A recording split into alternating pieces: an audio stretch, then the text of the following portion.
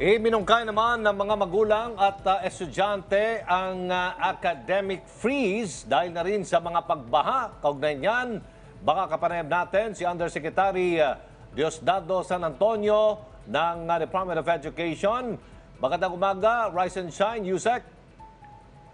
Good morning po sa inyo. Good morning po sa ating mga taga-subaybay. Opo, ano po ang inyo pong tugon dito sa panawagan ng ilang mga teachers, ilang mga estudyante na tinatawag nilang break muna, academic freeze, Yusek, dahil sa bagyo? Ang ano po naman yan, pinapayagan naman po yan sa existing guidelines natin. May automatic suspension sa mga lugar na nasasalanta ng mga bagyo o kung ano pa namang mga kalamidad. So, inaalaw po yan. So, hindi ko po mainuhan kung bakit kailangan pang manawagan na nangyari na po. Sa Bicol, suspended po ang classes sa mga lugar na hindi pa talaga pwedeng ibalik yung pagbibigay ng mga gagamitin ng bata, lalong-lalo na po yung mga nasa online. At ganyan din po yung mga ibang lugar na sinalanta. Si Secretary Liling din po, bago pa sila nanawagan ng academic break na yan, ay nag-issue na rin po ng authority sa mga regional directors na sila mismo sa tulong ng kanilang mga superintendents ay magdesisyon kung magkakaroon ng class suspension or suspension ng pagpapatuto sa ating mga bata. At dagdag ko lang po, bago rin po nagkaroon ng mga bagyo, sang-ayon din sa aming mga pagmumonitor, naatasan din po ako ni Secretary Liling na actually lumaglabas ng memorandum galing sa aking tanggapan ng academic ease. Yung pong ease naman ay sagot namin sa mga feedback dati na medyo mabigat yung mga pinapagawa namin sa mga mag-aaral sa public schools. Kaya po sabi namin, sige, i-adjust nyo yung mga requirements, yung ibang mga sobra-sobra na sa tingin nyo, sang-ayon sa kanila pong desisyon sa mga paaralan o mga division offices, ay pwedeng sabihin kung 5 yung pinapagawa, 3 lang muna, at hindi kailangang higpitan yung mga deadlines. At yun naman po mabibilis ay sila yung gagawa ng mga karagdagang na ilagay. Maliban po dyan ay dinagdagan din po natin yung panahon para sa quarter 1. Kasi nga po kailangang ibagala ng kaunti para po mai-adjust sa mas nakararaming mga mag-aaral at kasama na rin po yung mga kapwa-guro natin. So kami po nagawa na yan. So ang sagot namin, may issue na natapos na-address na namin itong concern na paano matututo, paano mag-aaral sa mga lugar na binaha o binagyo, walang kuryente, lahat.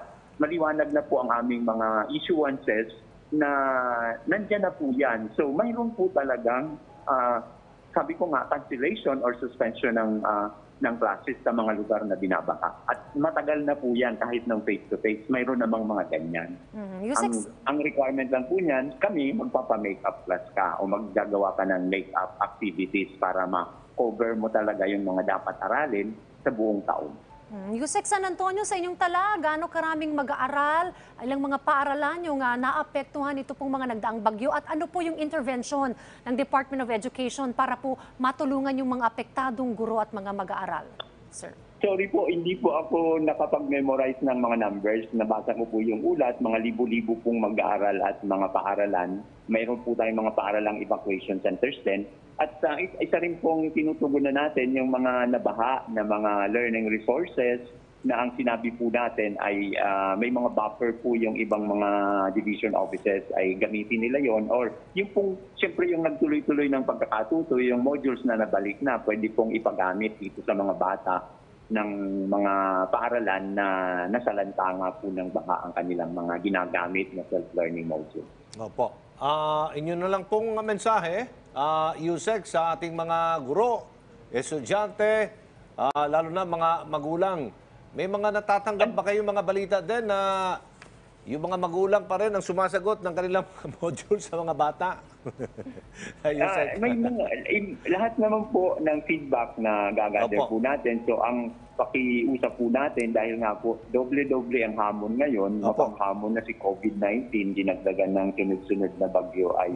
Pero po ako'y naniniwala na ang tayong mga Pilipino ay hindi pagugupo sa mga hamon katulad niyan. Huwag po natin kakalimutan ang lahat ng ginagawa natin upang maihanda ang mga bata ang mga anak natin para sa kanilang mga kinabukasang pinapangarap ay Tama. hindi po yan masasayang.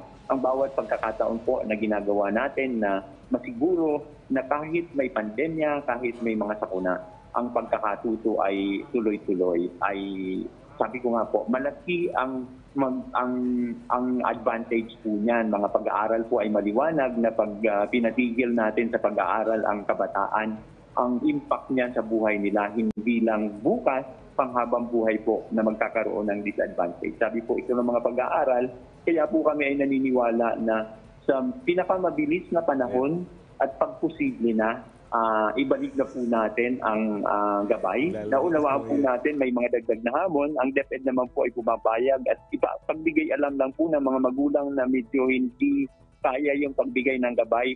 Kasi po nagbibigay naman tayo ng learning support aid sa mga pamilyang nangangailangan nito. Mabuhay po kayo at maraming salamat. Maraming salamat po, Undersecretary Diosdado San Antonio ng Department of Education. Magandang umaga po. Thank you po.